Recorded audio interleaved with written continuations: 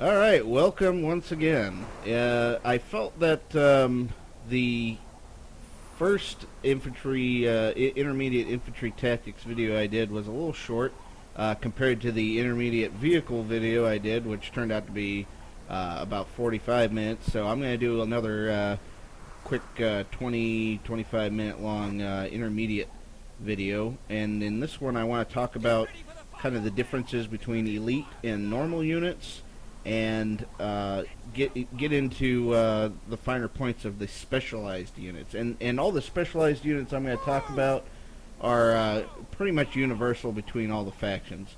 What they may be equipped with as far as weapons will be slightly different, but the specialized part of them is going to be the same. So I'm going to start. My buddy Chouse has once again helped me set up a demo for y'all. And I'm going to start by having a scenario here where I'm just going to have some troops go to take the middle point here. So I'm just going to tell them to...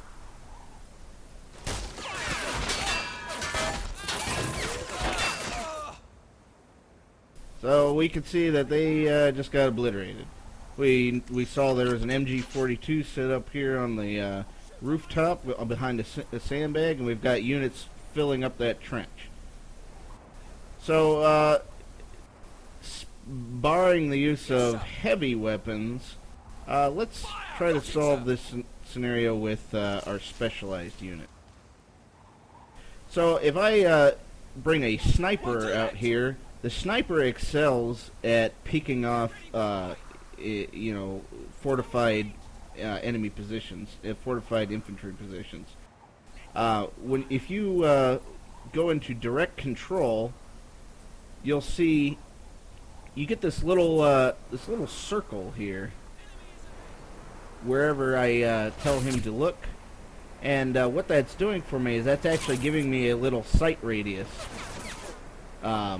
Wherever I'm looking, that's to emulate the scope, looking through the scope of his rifle. You can see here he's got a EM2 sniper rifle, so that's a Mark II Lee Enfield rifle that has been modified to have a I don't know, a 5-power, I believe, scope on it. So when I aim, you can also see I get this little. And I'm going to shake my aim here to get rid of it again, but you can see when I aim here, I get that little that little reticle fills in around my main reticle. What that's doing is he's actually taking his time and aiming his shot. That's the aimed shot ability. Now, only the sniper can do this. Even if you pick up the sniper rifle with another infantryman, that's not going to work. And you can also take note, once that aim shot fills in, you can see there the aiming reticle got smaller. That's showing that aim shot is now ready. He's got a very precise shot lined up. So if you move your direct control around too much, he's going to lose that sight in. So you're going to have to wait again if you move. So you can see here, I've got my aimed shot ready. I've got my aiming reticle zeroed in on that machine gunner. And I go ahead and take the shot. I've hit the sandbag. Let's take another one. And bam! Nailed it. And you can see that's made our friends here in the trench a little angry. Yeah, we'll just take one of them out. So using that aimed shot ability comes in handy. You don't have to always direct control. If you go into direct control and just sight somebody, or you just right click on an enemy to tell him to attack him, you can see here he's automatically going to take that aimed shot without me direct controlling him. So if you right click to attack, or if you just have enemies revealed, he will actually just automatically use that aim shot. Of course, right now I've got him in hold fire, just so he doesn't just completely obliterate those sample units there. So we still got these entrenched riflemen there in the trench there in the middle. So what I'm going to employ to get rid of them is my flamethrower unit. Okay, so this is still in the specialized soldiers menu. We're in here, so you can see there you got the sniper, the little 1 that's indicating we can only have a 1 more sniper on the field. You can have a maximum of 2. Okay, and then the flamethrower unit, same deal. You can have a maximum of 2, so that little 1 in the bottom right there showing we can only have 2 on the field. We can have 1 more. So I've got one ready here. And what I'm going to go ahead and do is go into direct control. Actually, I'm going to get him a little closer. Got it, sir. We're going to use our smoke screen here. Go! Give me rounds! Now, I've got these guys in hold fire. Yes, sir. So we're going to wait for that smoke screen to pop. And then we're going to just sneak them in a little bit closer to that trench. Got it, sir. Now, I'm getting fired at, but I'm not taking any terrible damage here. And I've gotten close enough. Ah, crap. Well, that's alright. Our secondary guy here can pick up that flamethrower and still do the job.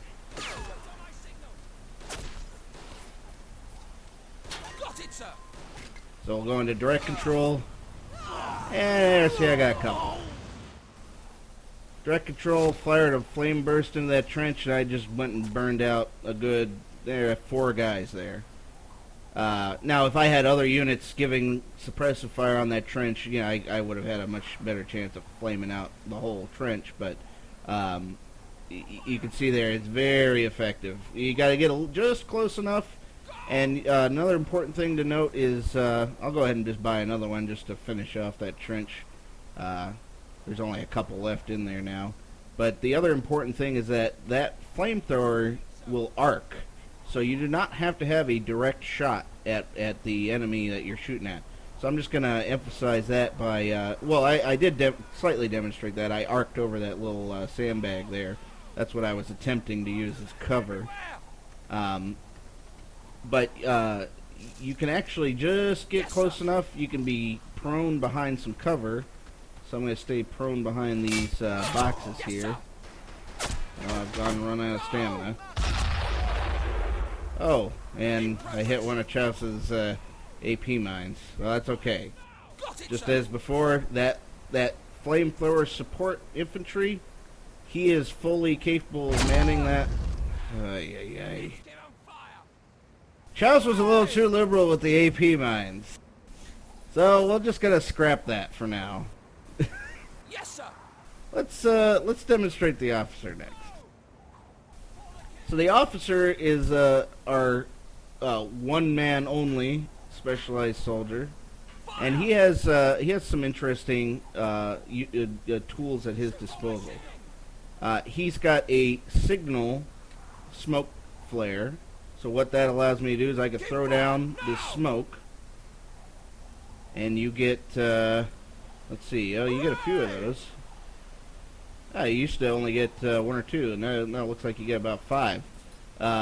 So he throws down that yellow smoke, paradrop comes in, and that's now an examinable object that, hey, we get some 18 mines, mortar shells, AT rifle, everything to make a happy party.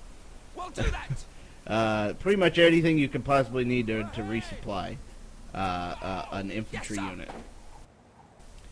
In addition to that, the most important capability of the officer is his binoculars. So we can go ahead and switch to them. That's his second primary weapon that you have to equip.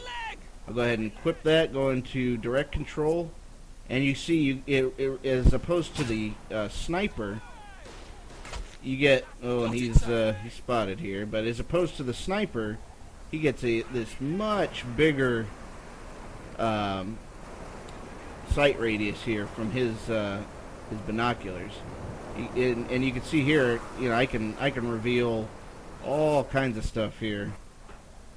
And just to emphasize what I had stated earlier with the sniper, I just want to show he will take the aimed shot automatically, Got it, sir. as long as he has sight. And it Yes, doesn't sir. have to be him giving the sight. You can see here I can take my officer Hey, pal. with the binoculars, tell him to shoot at ground. So attack ground, on the ground next to the trenches. He's going to continuously spot that area now.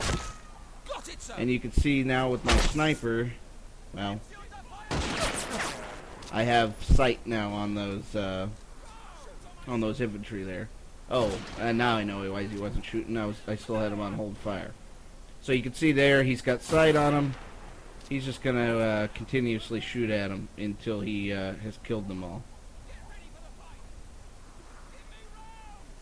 So if they popped up again, let's see if we can get them to pop Got up. it, sir. Let's give them something to shoot at here. Yes, sir. Got it, sir. Yes, sir. Enemy is ahead. Hey, come on, shoot at me. Here, all of you. Yes, sir. I'm just a lowly militiaman. Oh, don't mind me. And kaplowy. Pow, right in the kisser. So that sniper, as I showed there, if he has a shot, he'll still take his aimed shot automatically. So they are very deadly to sit up on a high point like this behind your advancing troops, and he'll just keep picking away at the enemy fortifications as they are spotted. You can see here, he's automatically spotting that truck there. The officer will do the same. If you have an officer out, well, I'm out of CP now, but if I had an officer out and he had his binoculars, he would be automatically spotting units like that too. They'll just, even though he's not going to fire on this truck, he still is giving me sight on it. So that's very handy. And so since he's giving me sight on that truck, and that truck is a soft target, I'm going to demonstrate the next specialized unit, which is the AT rifle. Okay. The AT rifle is not available to the Americans. The U.S. Army never had a proper AT rifle. That's primarily why I'm using the British in this video. It's because they have a very nice semi-automatic AT rifle, 50 cal AT rifle, or 55, I should say. And you can see here, it has just enough penetration at 50 yards, or 50 meters. That's a decent distance to just knock out that truck. Let's take another shot. Yeah, bam. Took out its engine. That truck is officially disabled. Disabled is the name of the game with AT rifles. Okay, they do not have a lot of penetration. If you're going to destroy something, the only way it's going to happen is with a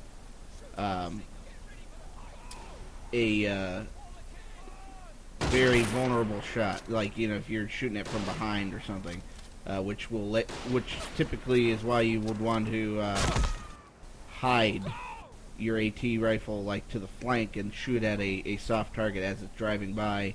You can nail it in the gas tank or something and blow it up. And as before, when you buy a AT rifle squad, okay, you get this secondary guy with it, the AT rifle support infantry. He can then, well, let's say something unfortunate happened to this AT rifleman, like he died for some reason.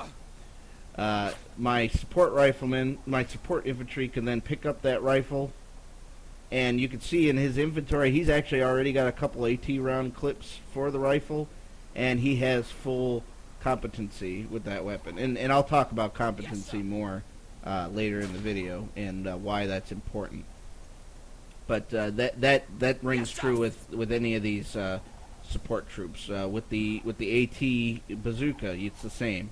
You get one AT infantry who has full competency, and then you have a secondary AT support infantry that also has competency.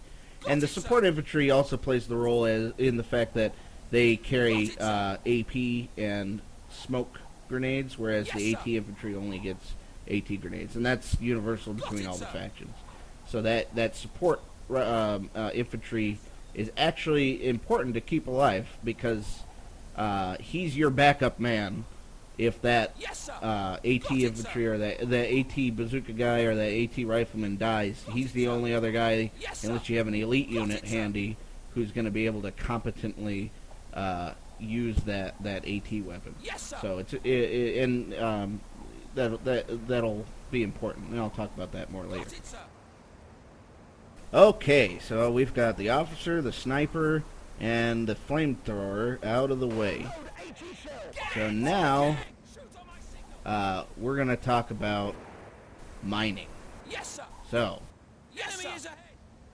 Aim let's is in say the I've zone. got this point here on the right, Fire. and I am not going to want to watch it constantly. You know, I'm going to have maybe some blind spots, especially over here, let's say on this flank where Yes, this building is here. We got these barriers that are hindering my vision. I'm maybe not always going to be able to watch it constantly. Well, I can buy a AP combat engineer squad, and that gives you 4 combat engineers. Okay, and they're minimally equipped, but their primary Get ready for the fight. use is with the AP mine, being able to lay these AP mines. So I'll Yes, sir. take 2 of my guys here, and you can see here I've already got the mine equipped to my my hotkey bar. If you have not done that already, you need to. It's real easy. Just go into the use item menu. Enemy Okay. is ahead. You see here they've got two icons that are not typical. They've got the barbed wire, set barbed wire, and the AP mine symbol. You can right click and drag that to your hotbar, and that will make that constantly available to you. And so I could do the same with this barbed wire here. Probably should do that. I don't typically use barbed wire as much, but you can see now I've got that on my hotbar. I can left click that and I get the little mine icon, and I'm just going to click and drag. And you can see here I've got the mines showing up where they will be placed. And then once I let go of that right click, my engineers will get started laying those. And that's all fine and well if you want to just lay a line of mines like that. But you know, sometimes you don't want to waste mines where they're not going to be effective. Like, if I could lay a line of mines across here, but right here in front of the trench, I'm going to have guys in there. What's the point? Let's say I just want to lay a couple onesie twosies. I'm just going to left click the mine symbol, hold shift, and left click where I want these mines to go. So let's say I just really want to cover the sides of this trench here, and maybe cover the entry points with a couple onesie twosies, and then I'll go ahead and let him do his thing.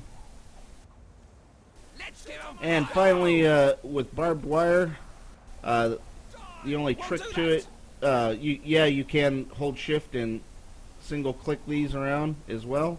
However, the whole point of barbed wire is to prevent enemy troop movement. So you're going to almost always want to do a continuous line. And in order to do that, you just hold right click and drag. And you're not going to, it doesn't show you the full line for some reason, but if you hold it and release while on another point, it's going to go all the way from that point to where you had clicked. So he'll just keep laying them out until he gets to there. So we'll just leave them there and let them do their thing for a couple minutes.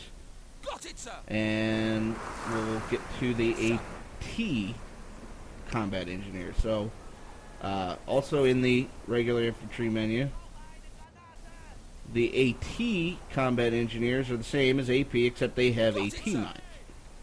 So you can see here, look at the inventory. Now AP mines are much bigger, so there's not going to be as many in their inventory, but it functions the same. So let's grab a couple miners here. We're going to mine, let's say this little causeway here. Now let's just assume that tank there is in hold fire mode, so it's not actually going to shoot at me. We're just doing demonstration here. And let's just mine both sides of this. So I'm going to click and drag.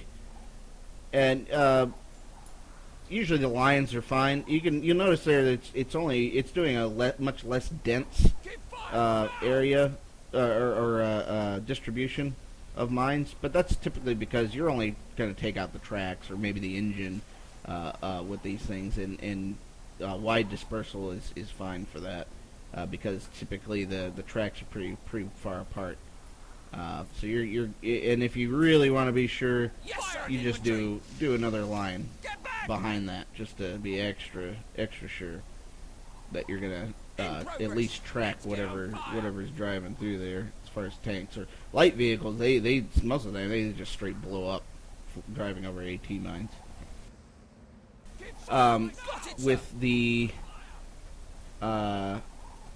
hedgehogs or tank traps, it functions the same as barbed wire. You can either click and drag like that, and he's going to deploy those, or you can hold shift and left click to just do onesie twosies, and that's much more effective with hedgehogs than barbed wire, since you don't really need a continuous line of them. You just placing them where they're going to be inconvenient for enemy tanks to be driving. And then to get out of that placement menu, we're just going to right click. Oh, looks like I messed something up here. Let's try that again. See if he'll do a line this time. I think I was holding shift when I gave him the order last time. Infantry. Aim is in the reach zone. So, let's see how effective those mines are. So that Panzer IV is looking mighty aggressive now. Let's say all I've got on this side is this little Matilda. So, you know, we've only got a 2-pounder gun on here. You know, we could try to take out that Panzer IV, but I don't think it's going to happen. You know, I'm just going to goad him out, and it looks like he's gone and tracked himself. Now, the armor on the Matilda is strong enough that I'm not going to be too worried about him penning me. Oh, well, he damaged my crew. But he's gone and tracked himself in a bad position. And I'm just going to load up the APCR and nail him inside. Now, he's tracked me, but I've damaged his hull, so I've come out on top here. Hey, go ahead and hit repair. What the heck? And let's say his tank crewmen go on a rampage, and they try to storm my right point here, which I have now gone and fortified with my mines, and we'll see what happens to them. Yes, sir. Fire an infantry. Jawohl. Go! Got it, sir. Chouse has smartly dropped a stick of TNT next to his tank and made sure I could not repair it. Got it, sir. Always smart to do. That's the other handy thing about engineers. Who's got rounds? Yes, sir. They actually a lot of time, more than not, they'll be carrying dynamite. You'll see here the mine disposal units We'll do that. here actually will carry TNT with them, and so we'll just segue straight into that. So let's assume For the king. our friend Chouse has also mined the train tracks here with AT mines, as I did. Yes, sir. However, I'm going Got it, to sir. go ahead Enemy is and ahead. sweep Let's give 'em fire. the mines Ahead. with my Minesweeper squad. So this is another specialized squad. It's the last specialized squad in the standard infantry squads. Got it, sir. So in the inventory here, you can see I've got a mine detector. Go ahead and right-click that to equip it. It's a secondary weapon. Yes, sir. And if I go out ahead here, you can see, oh, I got some mines sitting here. I could just go ahead and pick those up. Yes, sir. So you can actually steal your opponent's mines, if they don't have infantry covering them, obviously. So we'll just keep putting those in my inventory and just keep picking them up. Or the smarter thing here, since obviously you're not going to have infantry, you're not going to have mines unprotected, let's just grab a stick of dynamite, throw it where we know the mines are, and just run like hell. We'll do that. Got it, sir. Bam. Took out a bunch of mines. Now, there's still a couple there, but Yes, sir. you know, we could just Yes, sir.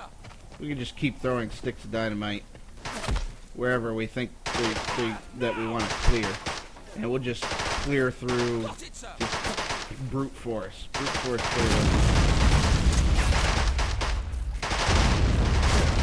And that will clear a lane for our tank to move through. For the king. And you can see now those mines have shown up here, and I can reuse those AT mines that I've stolen. Yes. So mining and mine detection, you don't see it a whole lot in multiplayer, to be honest. Yes, sir. However, if you can learn to quickly do it, it is a very effective defensive strategy that will make it quite a bit more difficult for your opponent to overwhelm a defensive point while you're only using a much smaller defensive force than you would normally have to use, since you can cover your flanks and deny passage Aim is in the ring. without using a more overwhelming defensive force than your attacker. So the last specialized unit I want to talk about, Yes, which sir. is not one of my favorites, but it is there and you should know about it, is the radio operator. Now, the radio operator is a hero unit. However, he is universal between the factions, so I want to talk about him. Got it, sir. He comes in a squad of 3. You got 2 SMG sir. units, just regular old SMG units, Yes, and sir. the radio operator himself. His special weapon is the signal ammo and the signal gun. Okay? The hat doesn't do anything, but it's kind of cool, I guess. To use his artillery barrage ability, you switch to the signal gun. Got it, sir. Oh, we have fodder en route. I don't know en route where, Yes, sir. but I guess we'll find out. Yes, sir. Let's do a little scouting here with our now Yes, sir. used Got it, up sir. miners, which is a good use for miners when you're done Yes, with sir. them, is they make excellent throwaway Got it, sir. scouting units. Yes, sir. So let's go ahead and put them in Got it, sir. return fire. Enemies ahead. Oh, we see we've got a pesky assault squad making an attack here. So let's say, you know, my combat engineers here are putting up a decent fight, but you know, Got it, sir. that's just not enough firepower to do the job. Let's take our radio operator, go into direct control with his signal gun, and let's throw an artillery barrage over there. So I've shot the signal gun. You can see the big bright smoke flares there, and your enemy will be able to see them too. Typically they'll run, but in this case we're just showing off here. And bam, decimated them. Just more like annihilated them. Hooray! Yes, sir. So very powerful Aim weapon. is in the ring, Uh, sir. Very overly used a lot. Got it, sir. You do not want to rely on this weapon, but unfortunately there just are times where you just say, you know what, I'm just going to radio operator the piss out of this guy. And you just do. You know, they got a King Tiger, you tracked it, you can't get around to its sides, he's got too much stuff covering it. You know what, you're just going to lob an artillery barrage. And these do lob very far. You can see here it's got a good 60 meter range here. The only thing to note, if you hit a building or any other obstacle with these signal markers, see I hit the building here. Well, now actually a good number of those actually went through. That's surprising. Typically they will have no effect. They'll just get absorbed into the building. I guess because that building's actually passable, you can actually have units in it. It works on that. But let's say these. Let's say I was trying to lob over these storage bins here, these transportation bins, and I just dorked it up and I just shot right into the side of it. Now you can see all those shots smacked into the side of that storage unit. One got deflected back and worked, but the other 4 just got absorbed straight into the unit, into the storage unit there. So you gotta be careful when you're lobbing these things. You don't lob them right into the side of an obstacle, because you'll just waste the barrage. So that's really the only caveat to that. In progress. So yeah, that's just a pinch unit to bring out when there's just not any other easy options available. So a little tip that we wanted to share with you all, assuming that it's still working. Yes, sir. Let's see. I hope things don't disappear after they're on the ground for too long. For the king. Go. Do that. Well, shoot. Well, I'll give you a couple minutes if you still got anything left to throw down. Let's see. What can I do while you're doing that? Well, let's talk about elite units, and specifically weapon competency. While Chouse is setting up our little grand finale there on the side. Yes, sir. Got it, So sir. here Got it, sir. we've got some run-of-the-mill. Let's get a few guys here.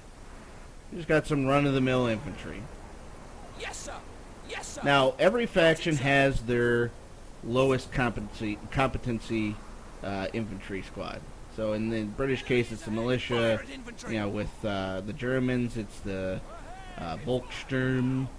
Fire at infantry. The Americans have their recruits. So this is your lowest competency infantry. They have the lowest weapon competency. You can see here, this militiaman has a 1-star rating with the Sten. Okay, that means if you're lucky, he will hit the broadside of a barn with this thing. You typically gotta be just right on top of somebody to be accurate with that weapon. Okay. The regular SMG unit, or in this case a support unit, but they're essentially just regular SMG units with a special competency for the weapon that they support. But regular infantry unit's going to have 2 stars, which means they have a decent accuracy with the weapon that they have, and you'll have a decent amount of accuracy with it. You'll hit things from about as far away as you should hit them. Yes, sir. Same with this rifleman here. So a militiaman rifleman, Got it, sir. Yes, sir. single star with that Lee Enfield. Regular one has a 2-star. That's just all we're talking here is accuracy and how efficient they are with that weapon.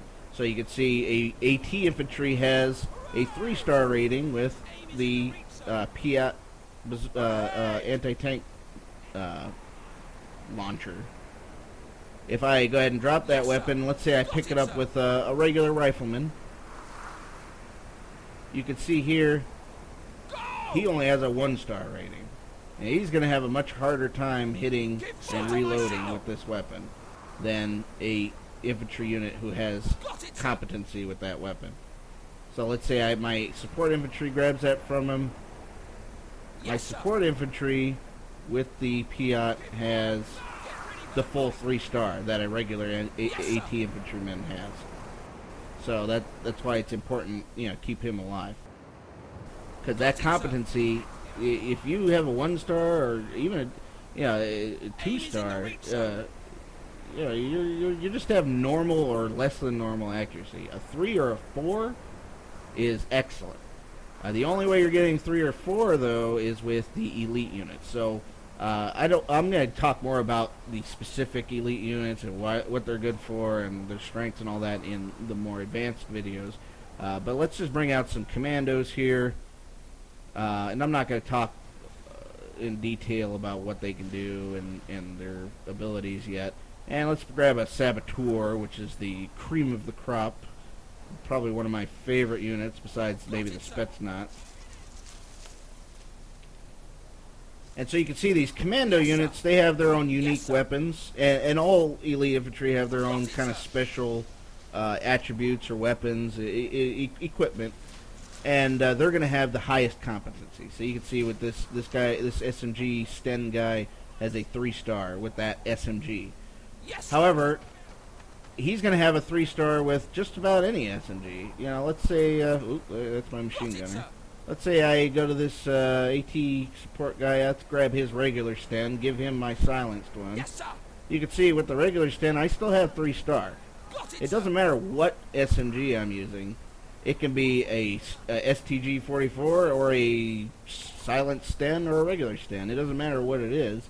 This guy has 3-star competency with SMGs. Yes, sir. You know, so it doesn't matter. I can go steal a better type of SMG that might have attributes that I need at the time, and he'll still retain that competency. The Saboteur, he's a hero unit. He's cream of the crop. He's got 4-star with just about anything. I mean, he can come over here. What, Piat? What are you, a noob? Oh man, let me just give me that, Sonny. Yeah, let me show you how to use it. Bam, 4 stars. He can pick off fly off a chipmunk's ass with this thing. He's just gonna nail it. We'll do that. So that competency is gonna affect your accuracy and your effective. Your basically your just overall effectiveness with the weapon that you're wielding, and it is universal among the weapons of that type. So a machine gunner could pick up a totally different machine gun from what he had, and he'll still have the same rating with it that he did originally. So our friend Chuss here has set up a little goodie, little grand finale for us. He has upgunned his, he has an AP minefield here, a rather large one, and what he has done is he has taken a ammo truck, a large ammo truck, and he has dropped all the big munitions out of it all throughout his AP minefield.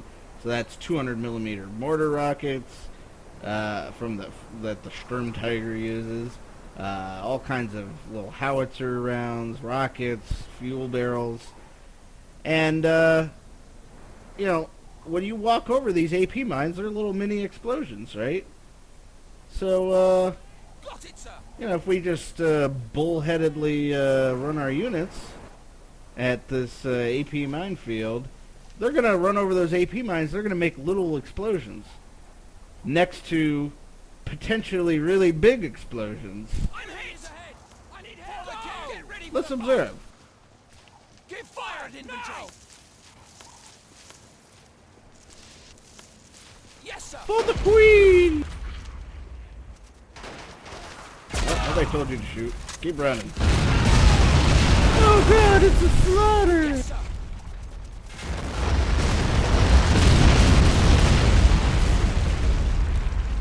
Now, if I saw that happen in an MP game, I would just say, GG, you are awesome. I would let you win just out of respect, because that is a thing of beauty. So if you want a little extra kick from your minefield, just throw a bunch of 200mm rockets all over it, and you get quite a big effect. So I hope you've enjoyed. Hopefully you've learned a few more things about specialized infantry weapon competency and just kind of bringing a little dynamic strategy to your infantry tactics. And we'll see you again next time.